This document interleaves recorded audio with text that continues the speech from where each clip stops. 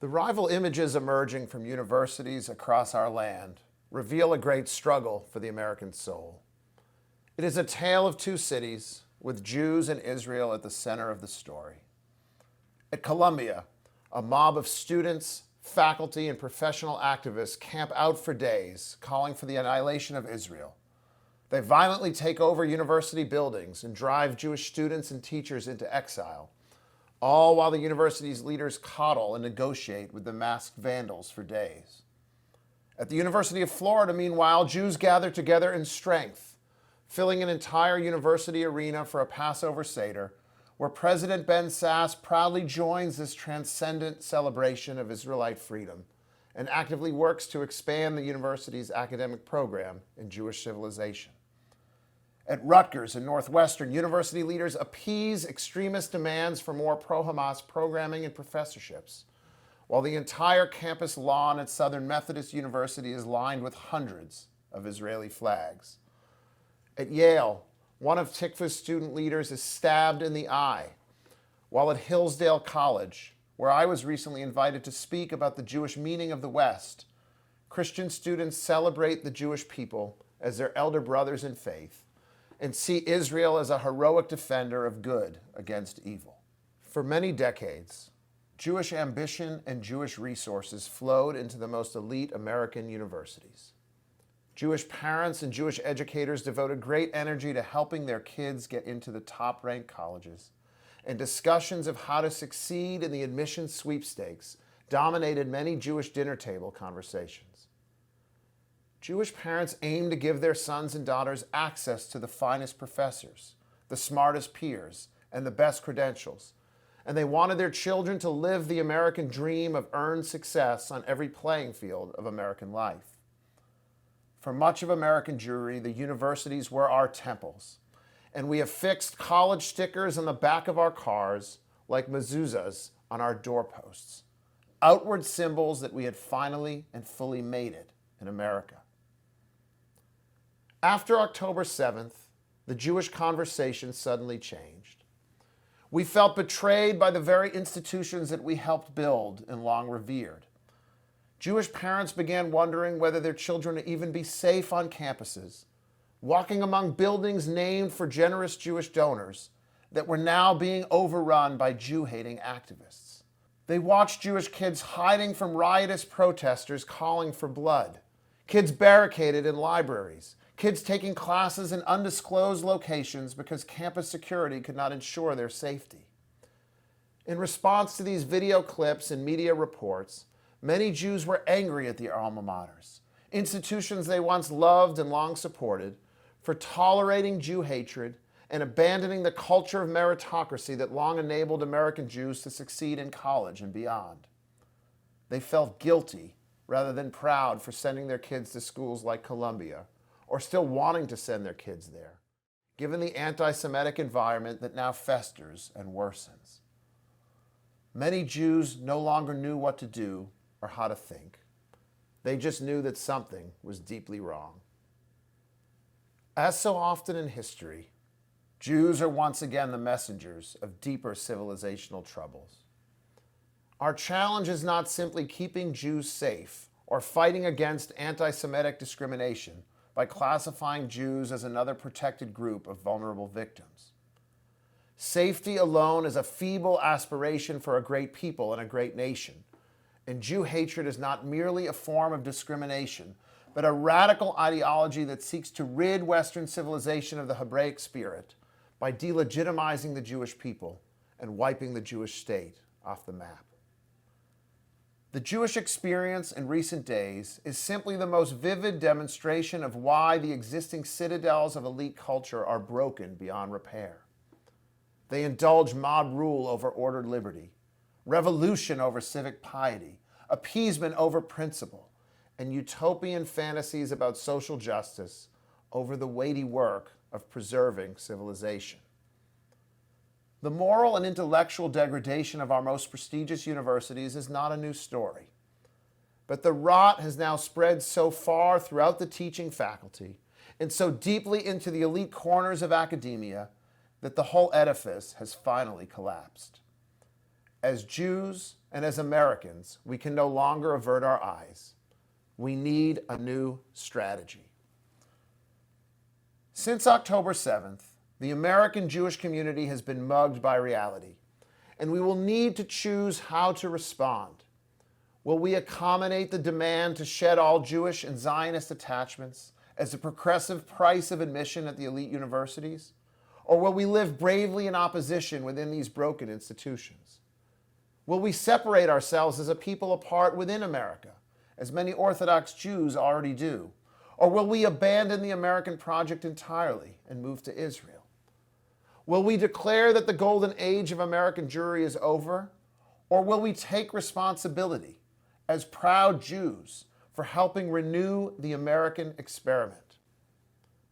The case for an exodus from the corrupt quads of Columbia and Harvard seems both urgent and clear.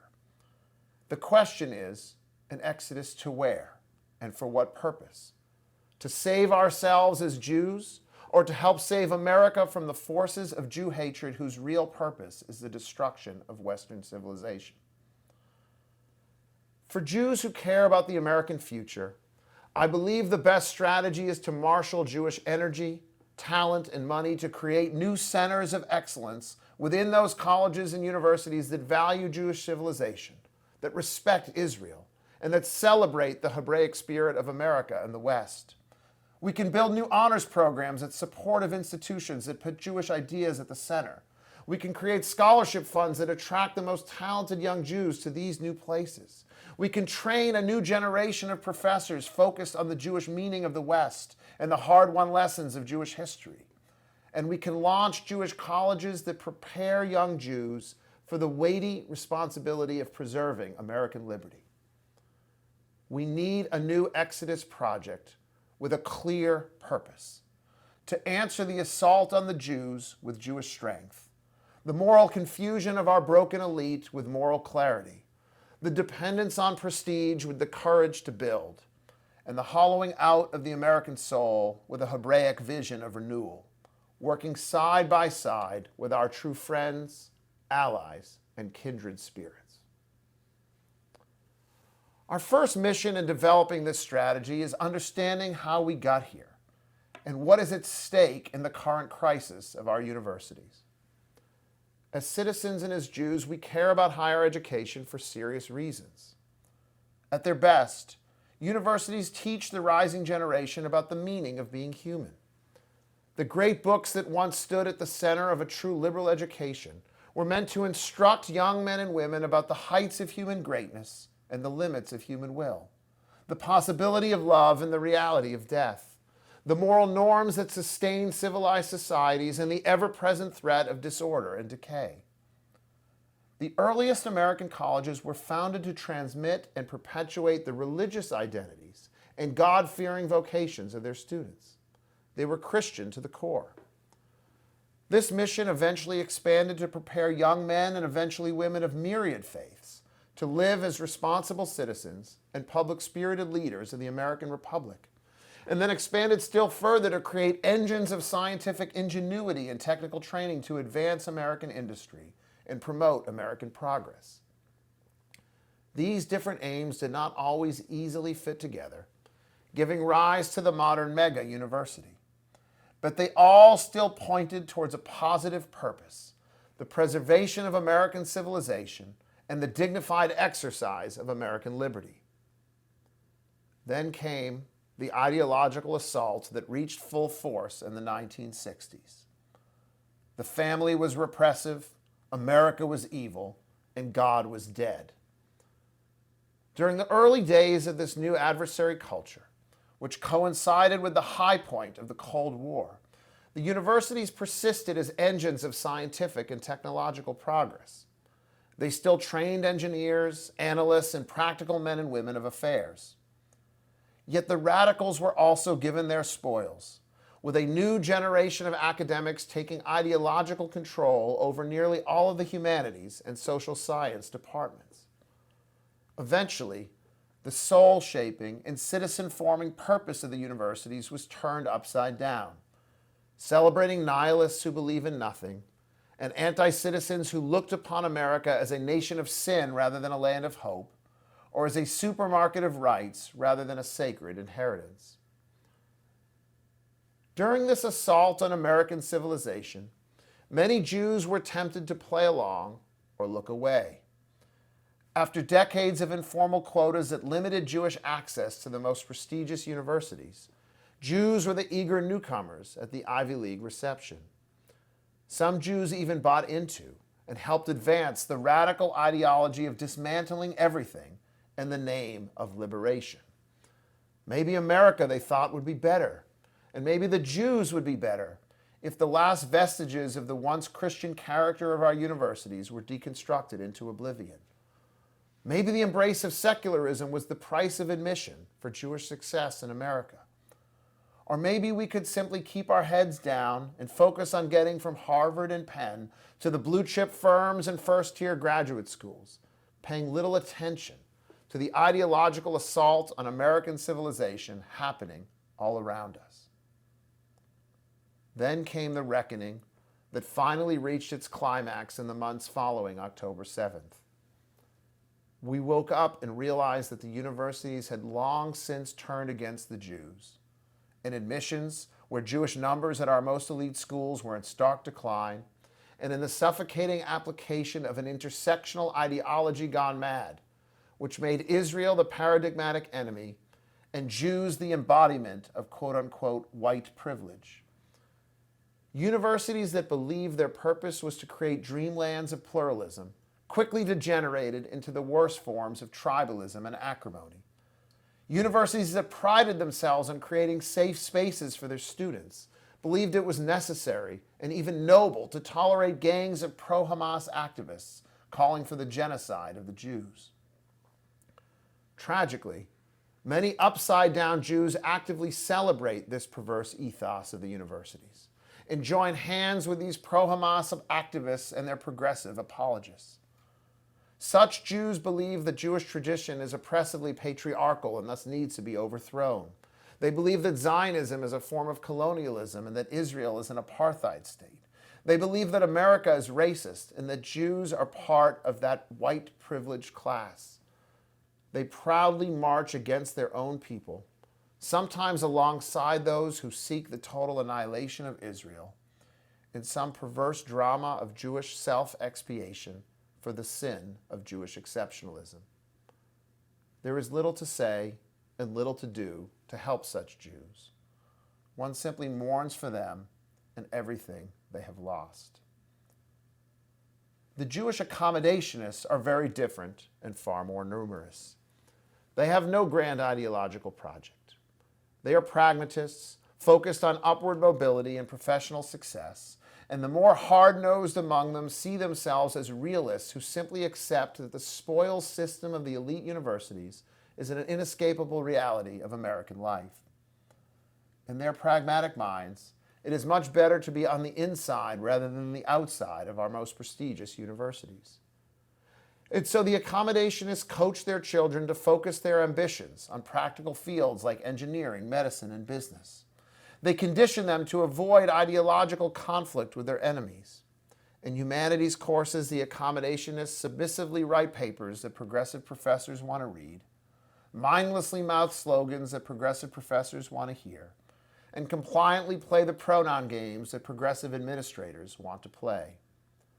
Some parents broadly agree with these progressive ideas, and many children come to embrace them after 4 years accommodating their own indoctrination. Others think the whole game is silly or misguided, but they see no reason to make trouble. Better to check the progressive boxes and, with your prestigious degree in hand, move on to McKinsey, Goldman Sachs, and Apple. For many Jewish accommodationists, October 7th was a wake-up call.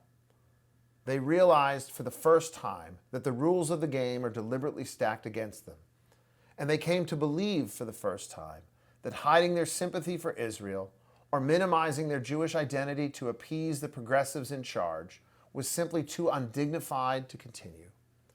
And so they demanded that universities treat Jews fairly, which means ensuring that Jews are equally protected against hate speech and violence.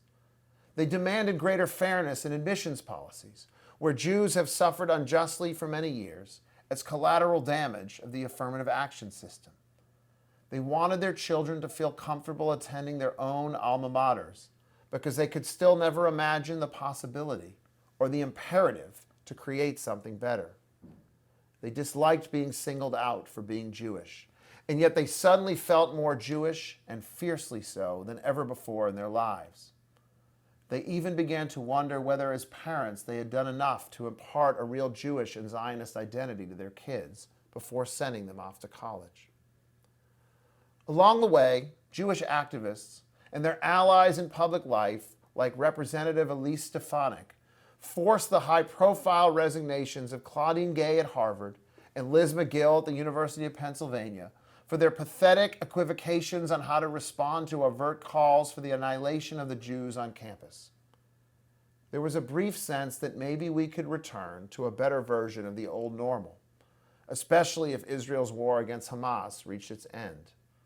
Maybe the universities would become better, meaning more Jew-friendly versions of themselves, remorseful for their anti-Semitic excesses, and practical enough to satisfy the demands of generous Jewish donors.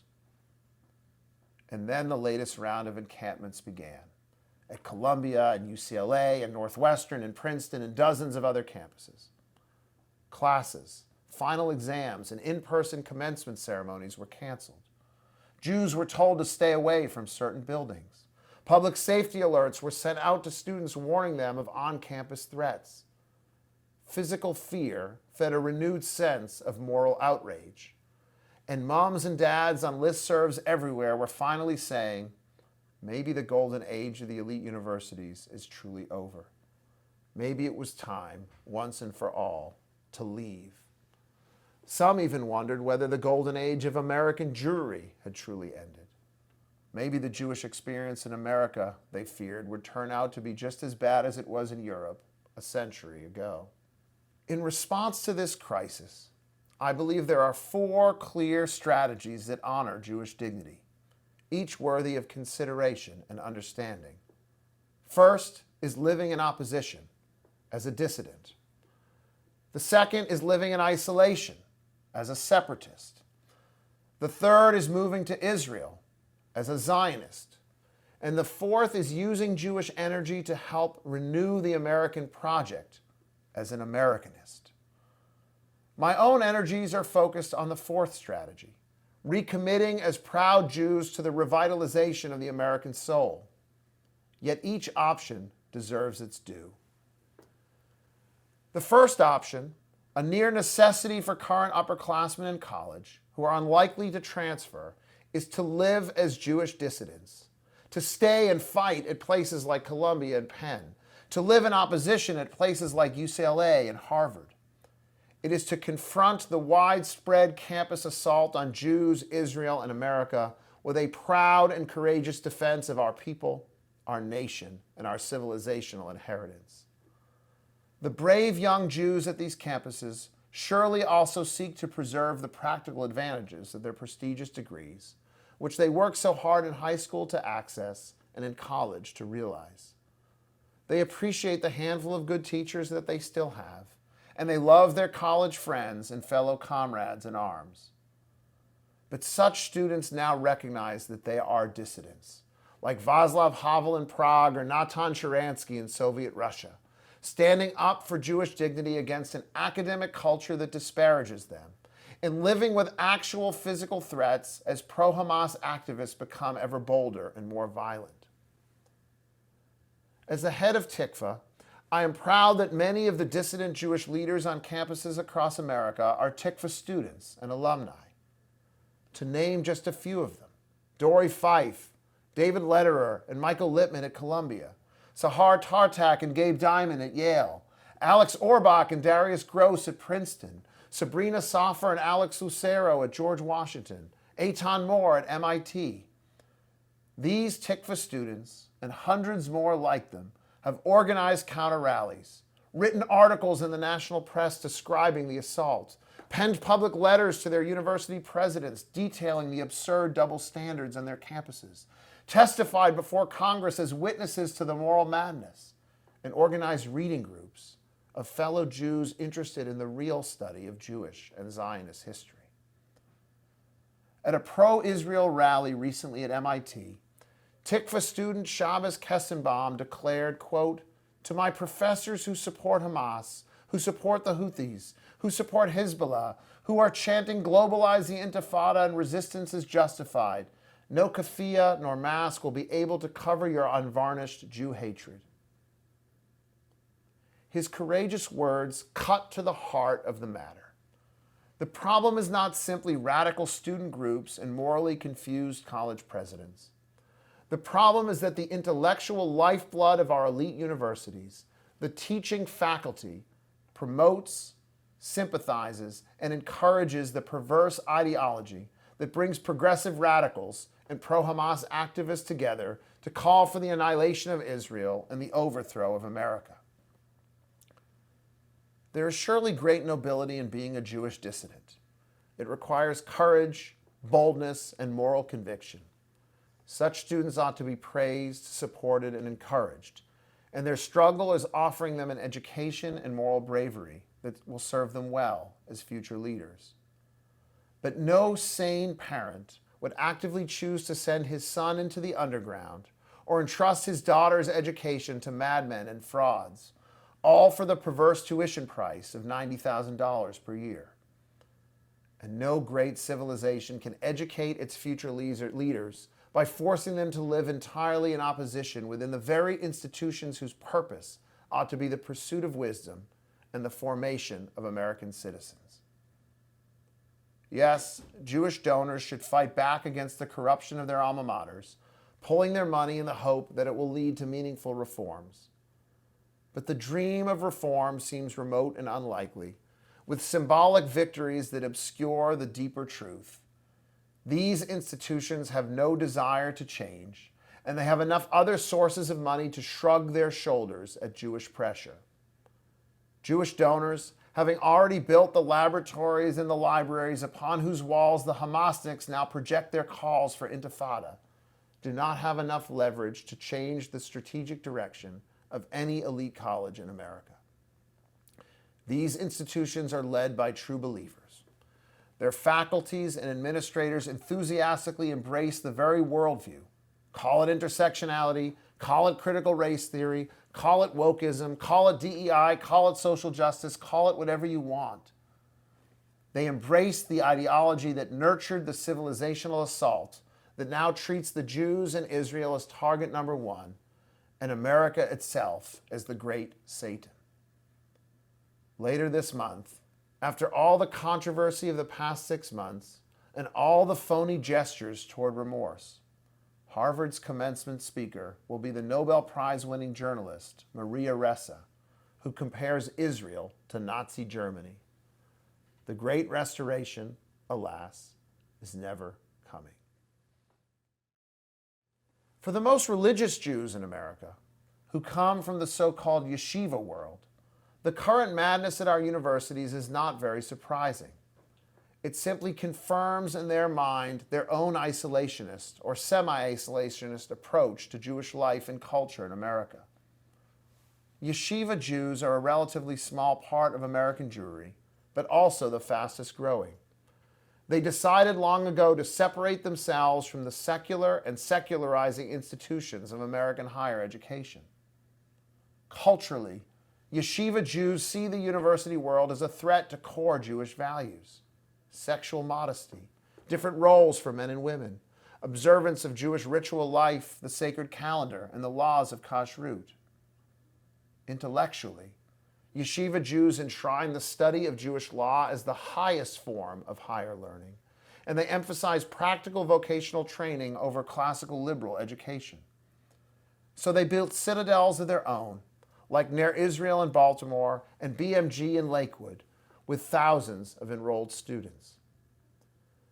To the extent that Yeshiva Jews access the American university system at all, they do so in very transactional terms, at arm's length and from the cultural security of yeshiva homes, rather than from co-ed dormitories or Greek fraternity houses. And while many Yeshiva Jews love America, especially for its devotion to religious freedom and economic prosperity, they do not see the fate of America as their responsibility, and they do not believe that renewing America is central to their calling as Jews. America to them is a safer and gentler form of exile, or so it has been for a long time. But America is not, in Lincoln's phrase, an almost chosen people. And if America succumbs to the rising culture of Jew hatred, the yeshiva Jew will either erect higher walls or leave America entirely for the last and only refuge for God's chosen people, which is Israel. A few months ago, after October 7th, but well before the latest round of campus riots, a colleague of mine taught a group of modern Orthodox Jews as part of their gap year studies in Israel between high school and college. Most of these students were not raised to be a people apart in America, and most of them are slated to attend schools like Columbia, Princeton, the University of Maryland, and Yeshiva University. Here is how he described their attitude toward the United States. Quote, "What I learned is that of these 30 or so young Americans, all on the spectrum between modern Orthodox and perhaps a shade to the right of modern Orthodox, virtually none care deeply about America. Don't get me wrong, they don't wish America ill, but they are simply not inspired by the American story or feel much obligated to American loyalty, and they have been taught from a very young age that they are always potentially Israeli. It's as if they didn't even grow up in America. They grew up instead in a community called potentially Israel, but for the time being Lawrence, New York, Baltimore, Maryland, Teaneck, New Jersey, or Los Angeles, California." The sad spectacle of progressive America's response to October 7th only pushed many such Jews, and perhaps many secular American Jews, with deepened Jewish pride and collapsing faith in American exceptionalism, to make their lives in Israel. In other words, farewell Columbia and Harvard, Jerusalem and Tel Aviv await. Now, every Jew should celebrate when young Jews in the diaspora decide to move to Israel, to marry their lives and destinies to the reborn Jewish state, to raise Jewish children who will serve in the Israeli army, speak Hebrew as their first language, and live in the sacred land of our ancestors. And we should especially admire those young American Jews whose response to the war against Israel is to join the Israeli army, to hear the call of Jewish history, to trade the well-trodden path of American college life for the underground tunnels of Gaza and the dream of marrying under a chuppah in Modi'in, Efrat, or Ma'ale Adumim. In the last few months, the major Israeli universities have launched active campaigns to recruit American college students, offering English language BA programs with 3-year degrees at a lower cost than their American counterparts. They are betting that American students will be attracted to the ancient heritage of the Jewish people and the startup nation culture of innovation, and to the promise of attending college in an environment and in a nation that celebrates Jews rather than attacking or discrediting them. It is a compelling case, marrying the pull of appealing to the deepest yearnings of the Jewish soul and the push of Jewish self-doubt about the viability and security of American Jewish life. The deeper message is clear. Israel is and should be the ultimate destiny of the Jewish people. And no Jew, lucky enough to live in the age of Israel reborn, can question that Zionist summons. Yet in this moment of civilizational crisis, American Jews should also understand and appreciate the unique importance of the United States as a nation, as an idea, and as a force for good in shaping the future of the world. Without a strong America, Israel will potentially face enemies it cannot overcome, or be forced into great power alliances with China or Russia that risk compromising its highest values. Without a strong America, tyrants and madmen, eventually armed with nuclear weapons, will hold civilized peoples hostage. Without a strong America, the Hebraic vision of the world will lose its greatest defender. Without a strong America, the renewal of Western civilization is doomed. America remains the indispensable nation, and a strong America means a more Hebraic America, a nation that returns to its covenantal roots. This is why America needs the Jews, including our, quote, Old Testament wisdom, clarity, and toughness, more than ever. And this means that American Jews have a grand purpose, a sacred call to help redeem the American project if we choose to accept it. To heed this call, American Jews will need a paradigm shift in our political, moral, and civilizational imagination. We will need to build deeper friendships and alliances with patriotic Americans, especially Christian Americans, who love Israel, share our Hebraic values, and seek our Jewish guidance in renewing the moral center of American culture.